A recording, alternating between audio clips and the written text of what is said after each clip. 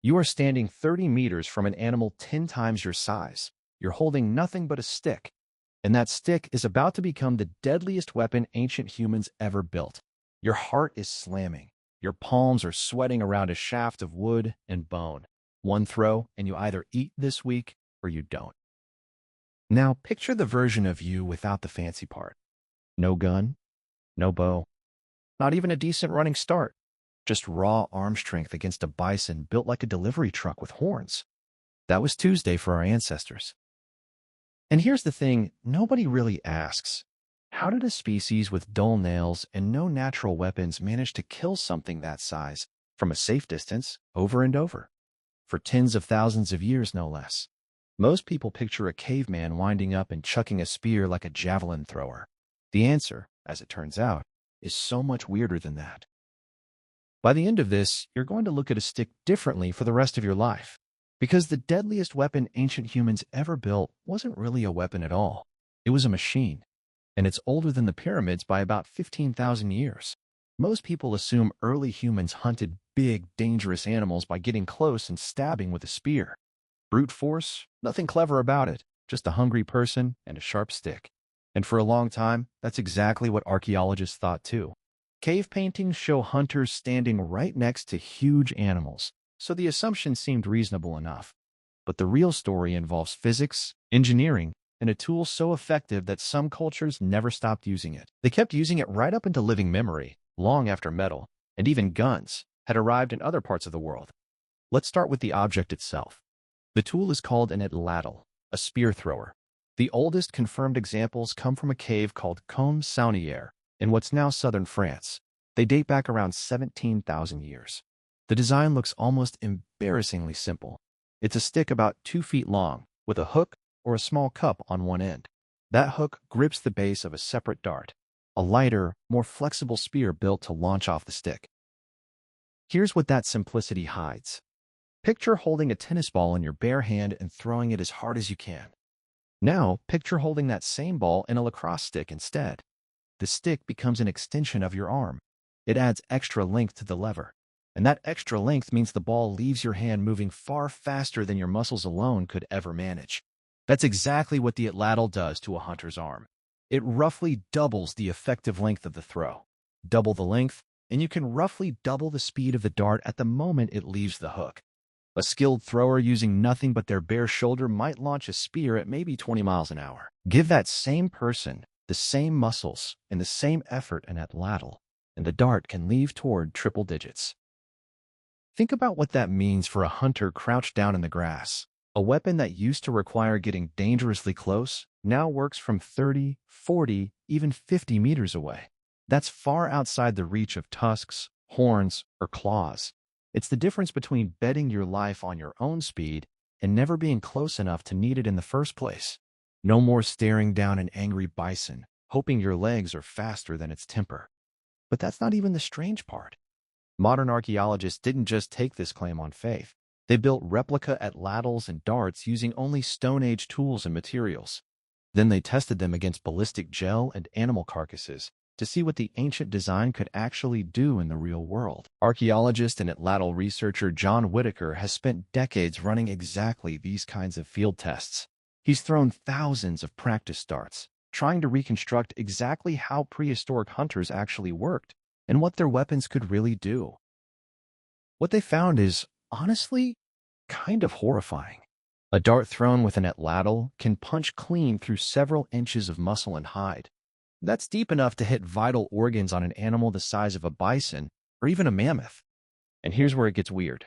Some ancient darts were built with detachable stone points, designed to stay lodged inside the wound while the wooden shaft fell away. That's not an accident. That's a hunter thinking several steps ahead, engineering a weapon that keeps doing damage long after it leaves the thrower's hand. Imagine building a car bumper designed to break off on impact, so the crash energy goes into the other car instead of yours. That's the same kind of cold, deliberate engineering, just carved in stone and wood instead of steel. Which brings us to the part nobody ever talks about. Quick, honest confession here. If you handed most modern adults an atlatl and told them to go feed their family with it, we'd probably starve within a week. This thing looks like a toy and performs like a small engine. It took our ancestors' real skill and probably a lot of embarrassing misses to make it lethal. But that's not even the strangest evidence. Some atlatls have been found with small carved stone weights attached partway down the shaft. Archaeologists call these banner stones, and for decades, nobody was totally sure what they actually did. Some guessed they were just decoration. Functional testing eventually showed they change how much the wooden shaft flexes during the throw. The weight stores energy like a tiny spring, then releases it, adding even more speed to the dart at the exact right moment. Scale that up in your head for a second. This is a hunter-gatherer with no metal, no written language, and no formal physics. And they're fine-tuning the flex of a wooden lever to squeeze out a few extra miles per hour of dart speed. That is not blind luck. That is generations of trial, error, and careful observation, passed down and improved on purpose. It's the same process an engineer today follows, tweaking a design after every failed prototype, one small fix at a time. And it doesn't stop with one culture in one place. Nearly identical spear-throwing tools show up independently in Ice Age Europe. They show up in Aboriginal Australia too, where the tool is called a woomera.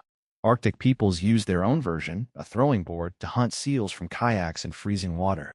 Different continents, different materials, thousands of years apart, with no contact between the people building them. And somehow the same core idea kept getting invented from scratch, again and again. It's almost like the laws of physics were quietly nudging every hungry hunter toward the same answer. So what does that actually tell us about the people who built these things? Here's what changes everything. For a long time, the story went that the bow and arrow simply replaced the atlatl. The bow was supposedly just the better weapon, end of story. That's how technology stories usually get told. One tool replaces another, and the old one quietly fades away. But the actual timeline doesn't fully support that. In many regions, the atlatl and the bow overlapped for thousands of years. Sometimes the very same hunters used both, picking whichever tool fit the job that day. The atlatl throws a heavier dart with more punch per hit. That makes it better for taking down something huge in a single throw. The bow shoots faster and lighter and lets a hunter carry more ammunition and fire again quickly. Neither one is simply an upgrade of the other. They're two different answers to two different survival problems.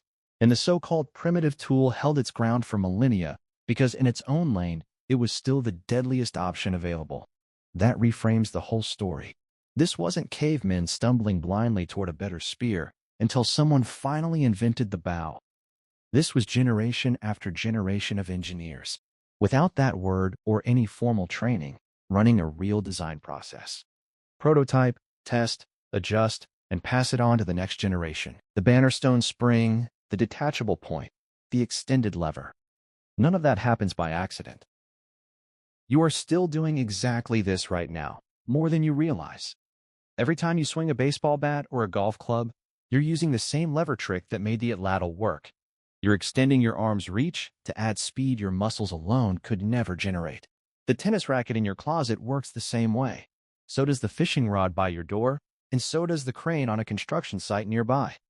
All of it descends from a hunter in an Ice Age cave, figuring out that a longer arm throws harder. We like to imagine ancient humans as barely scraping by, reacting to the world instead of shaping it. But the atlatl tells a different story. It says that somewhere around 20,000 years ago, a person sat by a fire and turned a stick over in their hands. And they thought, this could be better. It was better. And it stayed better for longer than most of human civilization has even existed. Maybe that's the real inheritance. Not the tool itself, long since replaced and mostly forgotten, sitting behind glass in a handful of museums nobody visits.